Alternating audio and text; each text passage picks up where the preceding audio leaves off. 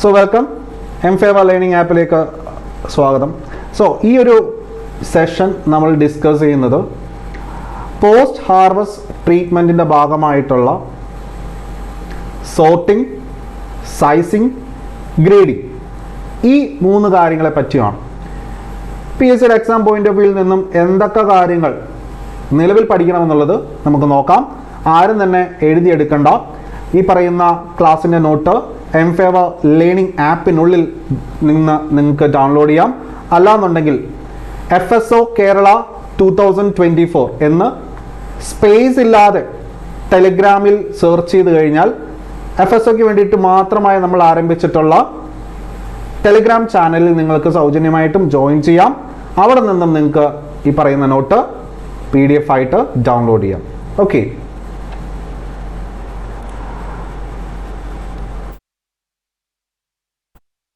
So മുന്നേയുള്ള ക്ലാസ്സിൽ നമ്മൾ discuss ചെയ്തു പ്രീ കൂളിംഗ്, പ്രധാനമായിട്ടും ഫീൽഡ് ഹീറ്റ് റിമൂവ് ചെയ്യാൻ വേണ്ടിയിട്ടാണ്.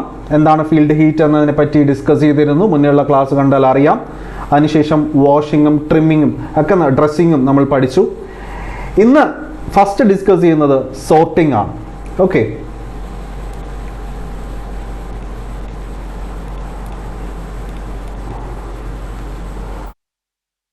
so sorting is done by hand to remove the fruits or vegetables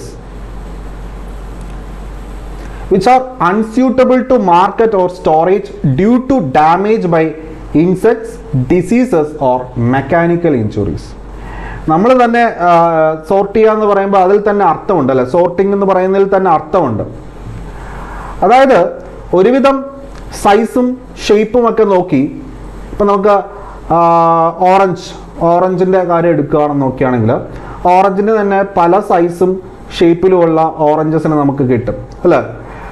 എല്ലാ ഓറഞ്ചും ഉരുണ്ടാണോ? അല്ല, ചിലതൊക്കെ മാറിയും തിരിഞ്ഞുമൊക്കെ ഇരിക്കും. അതുപോലെ തന്നെ ആപ്പിൾസിൻ്റെ കാര്യത്തിൽ എല്ലാം ഉരുണ്ടാണ് ഇരിക്കുന്നത്, ചിലതൊക്കെ ഒന്ന് ഇലോങ്ങേറ്റഡ് ആയിട്ടിരിക്കും അല്ലേ? അപ്പോൾ ഇത്തരത്തിൽ സൈസും ഷേപ്പും കാര്യങ്ങളൊക്കെ നോക്കി സോർട്ട് ചെയ്ത് മാറ്റി വയ്ക്കുക.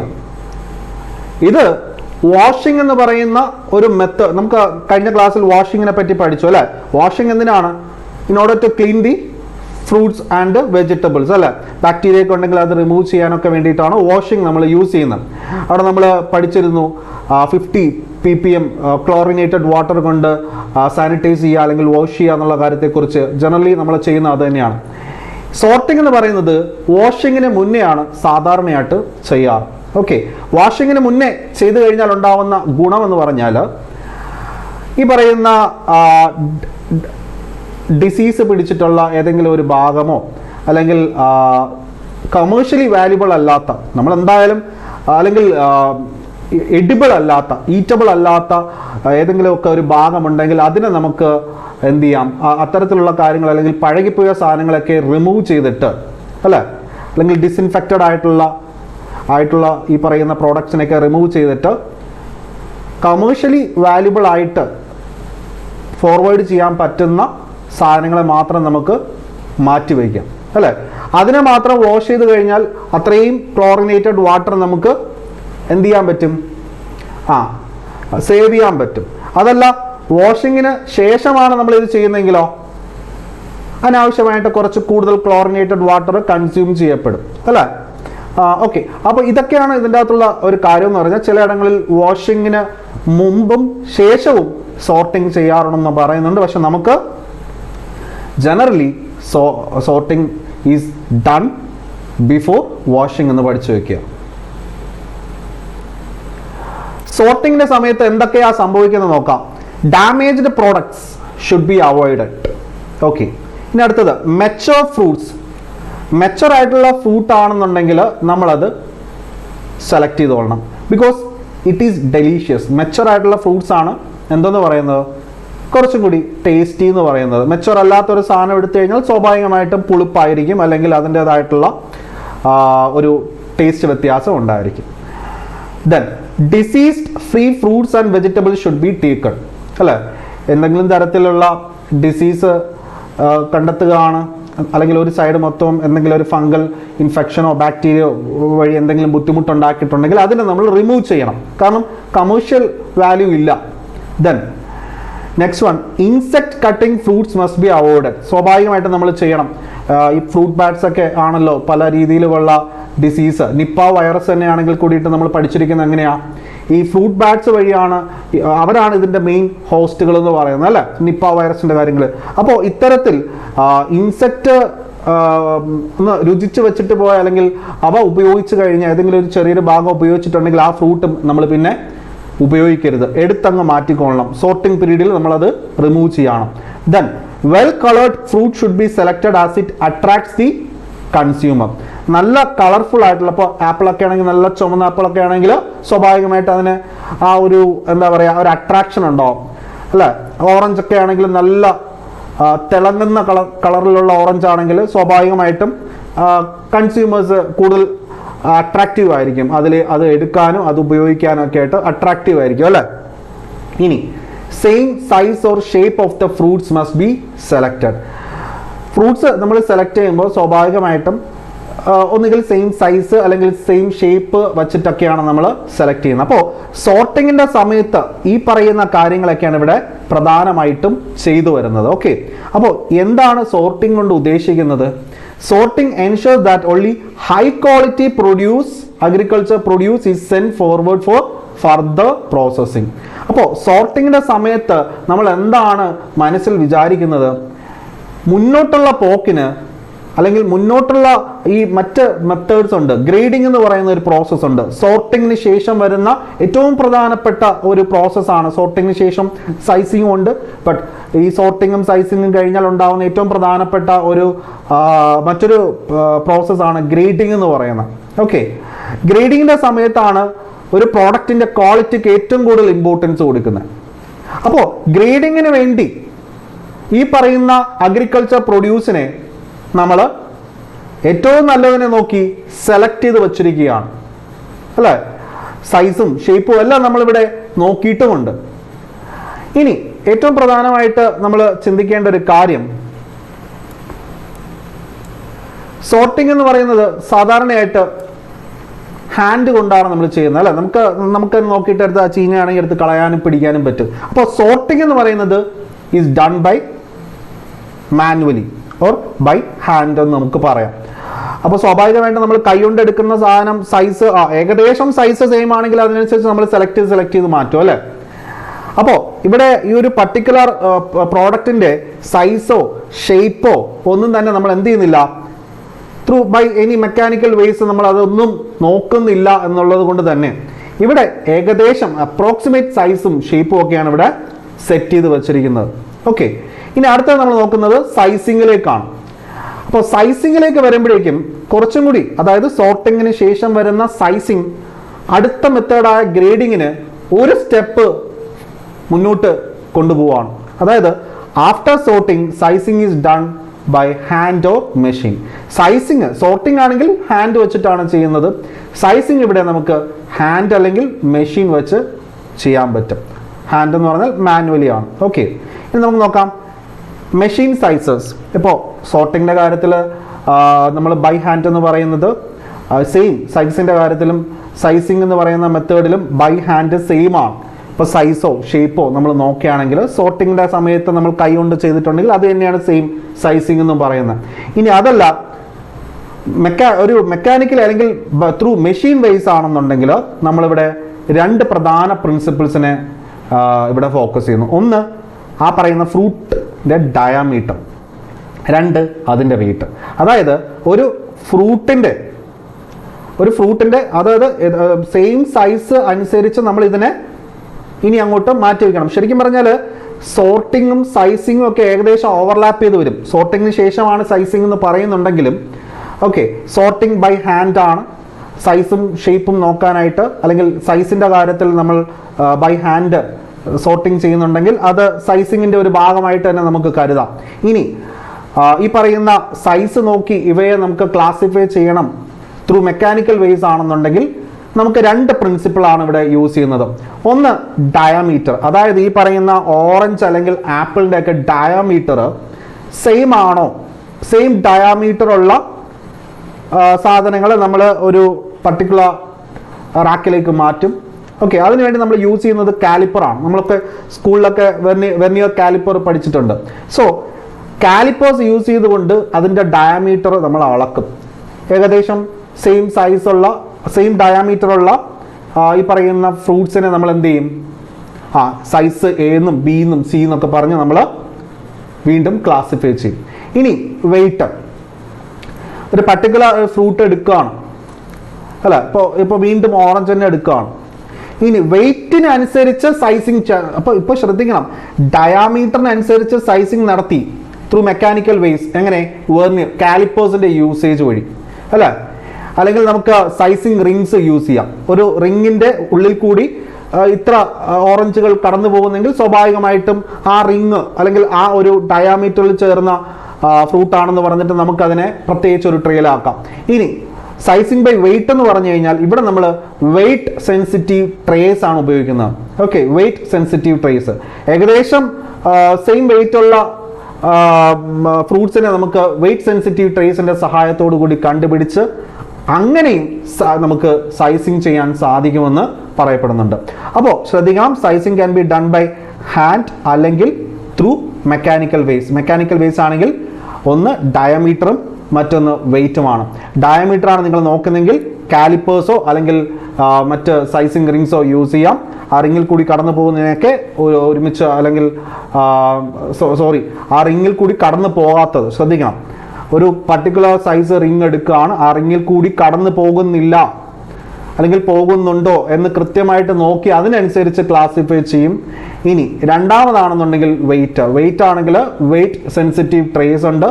ആ വെയിറ്റ് സെൻസിറ്റീവ് ട്രേസിൽ യഥാർത്ഥ ഒരേ സെയിം വെയിറ്റ് ഒക്കെ വരുന്നത് സ്വാഭാവികമായിട്ട് നമ്മൾ മറ്റൊരു സെപ്പറേറ്റ് ട്രേയിൽ മാറ്റി വെച്ചാണ് സൈസിങ് നടത്തുന്നത്.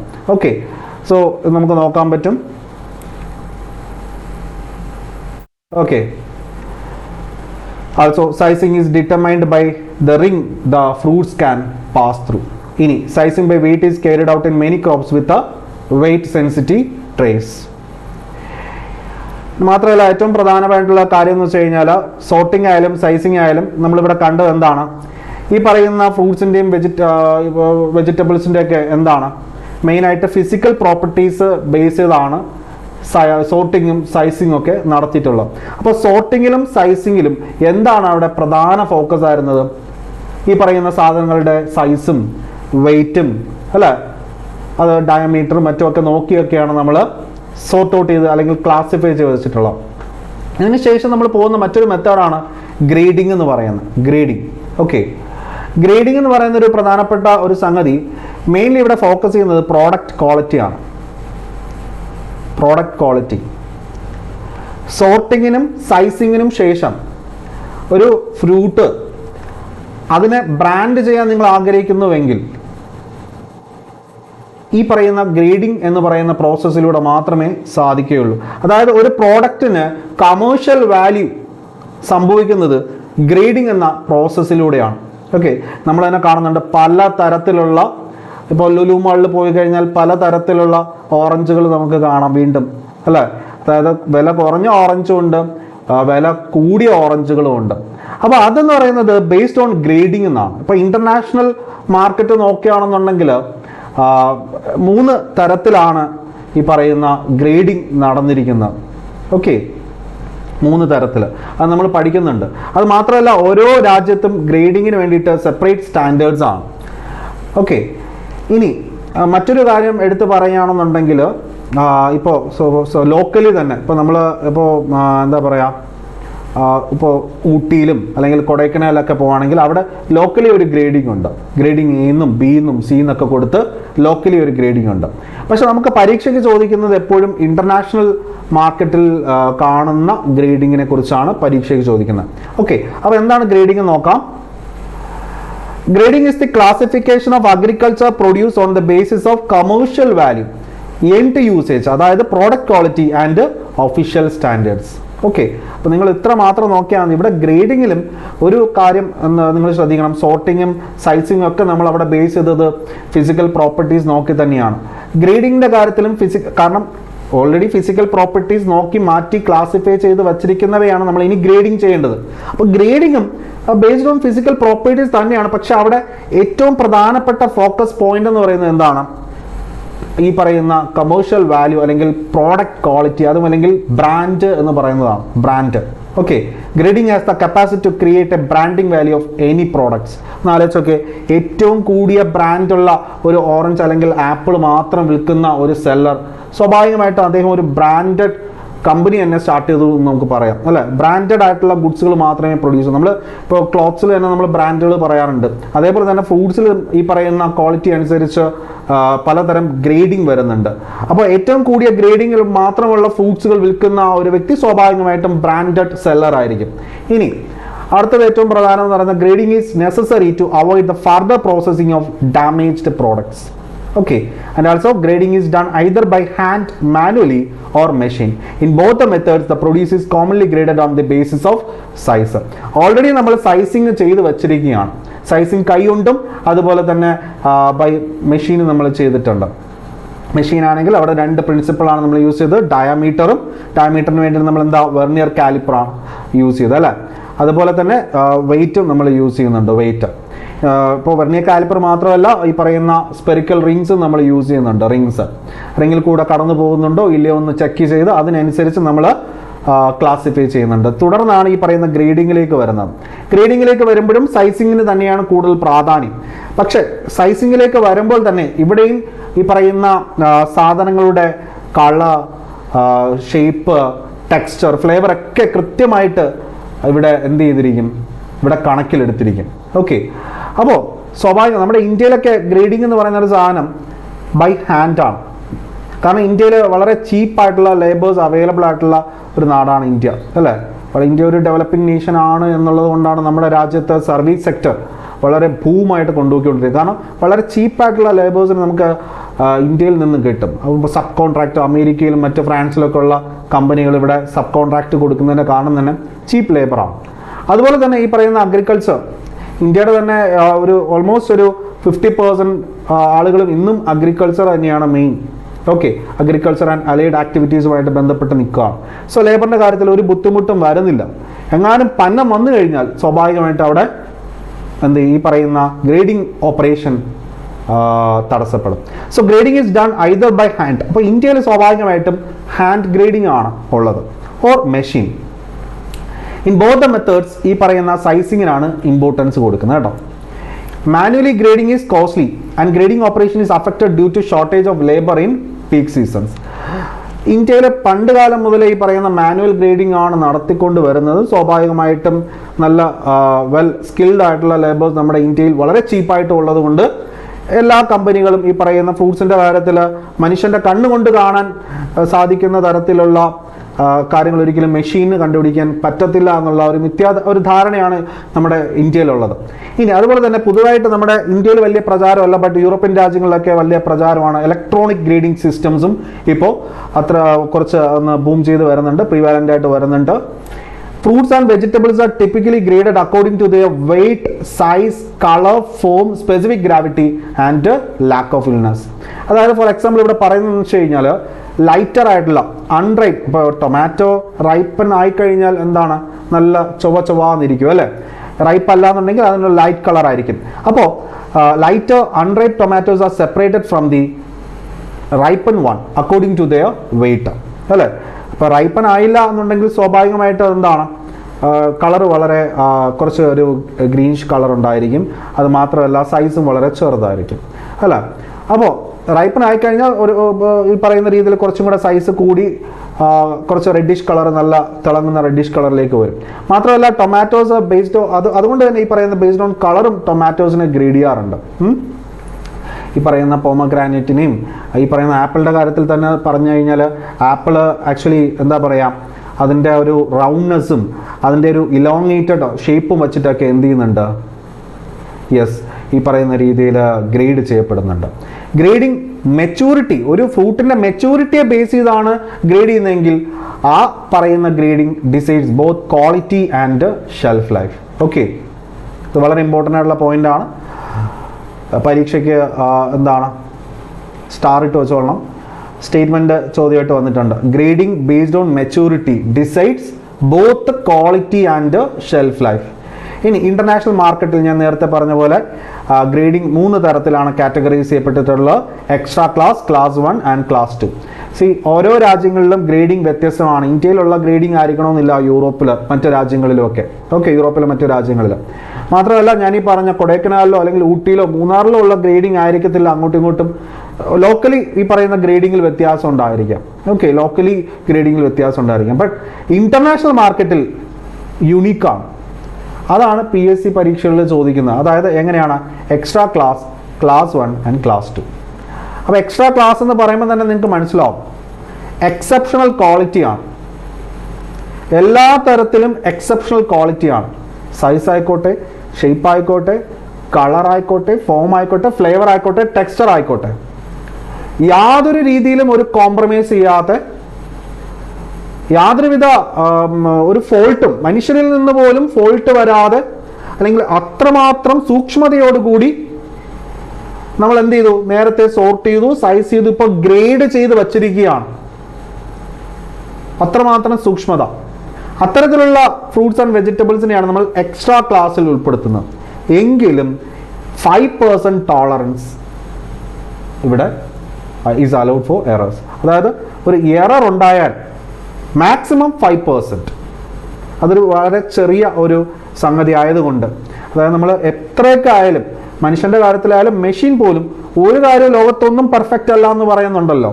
അതുകൊണ്ടാണ് ഒരു എറർ എന്ന് പറയുന്നത് 5% ടോളറൻസ് കൊടുക്കുന്നത്.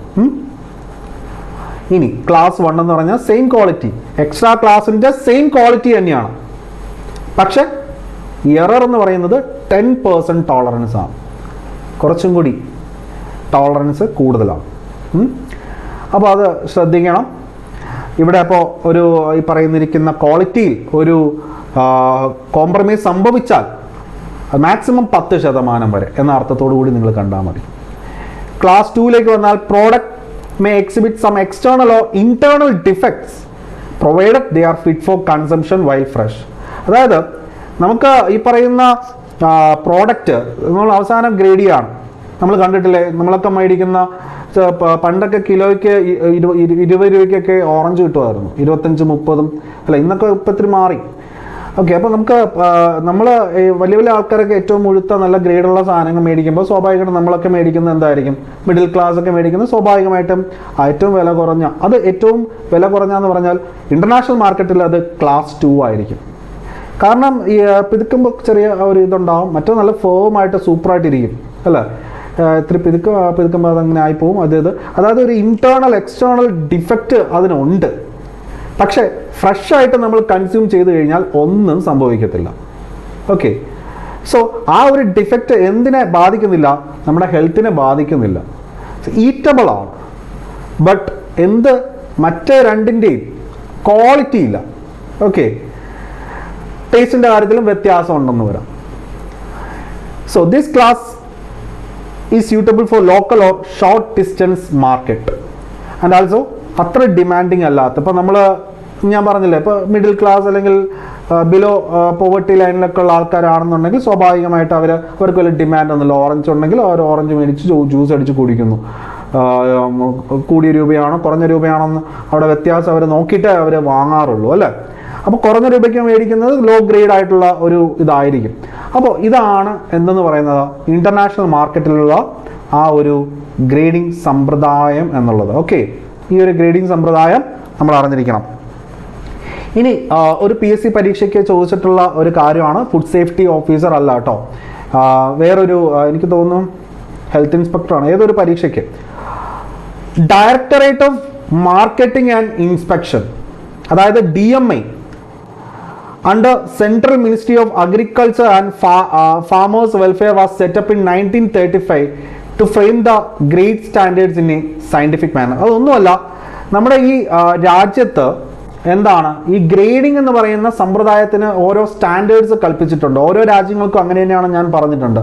ഇന്ത്യയിൽ ഈ പറയുന്ന സ്റ്റാൻഡേർഡ്സ് ഫിക്സ് ചെയ്യുന്നത് directorate of marketing and inspection ആണ്. അത് ഏത് മിനിസ്ട്രിയുടെ കീഴിലാണ് വരുന്നത്? Central ministry of agriculture and farmers welfare ആണ്. അഡ്വാൻറ്റേജസ് ഓഫ് ഗ്രേഡിംഗ് ഒന്ന് നോക്കിക്കോളാം. സ്റ്റേറ്റ്മെൻറ്റ് ടൈപ്പ് ചോദ്യങ്ങൾ വന്നാൽ നമുക്ക് അത് ശ്രദ്ധിക്കാം. Graded produce fetch better price in the market because top quality ആണ്. ഇനി grading helps to develop greater confidence between buyers and growers.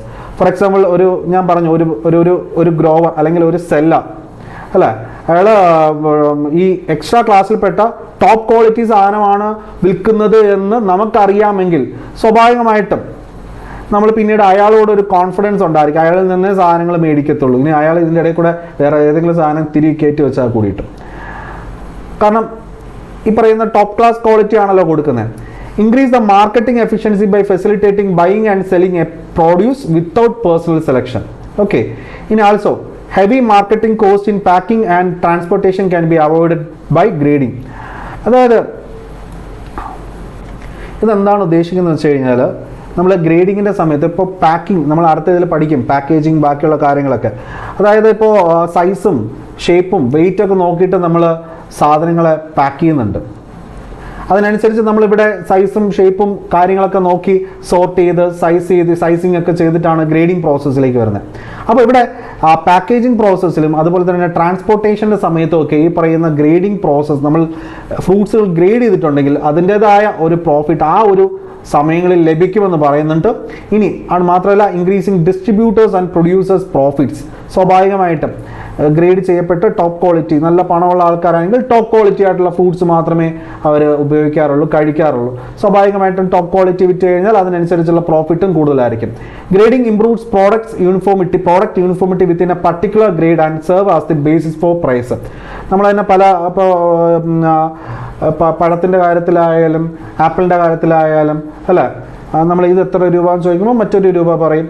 അപ്പോൾ അതായത് ഈ ഫ്രൂട്ട് സെല്ലേഴ്സിൻ്റെ ഇടയിൽ തന്നെ ഈ പറയുന്ന ആപ്പിളിനായാലും ഓറഞ്ചിനായാലും അവരുടേതായിട്ടുള്ള ലോക്കൽ ഗ്രേഡിങ് അല്ലെങ്കിൽ നാഷണൽ ഗ്രേഡിംഗ് ഒക്കെ അവർക്ക് നന്നായിട്ട് അറിയാം.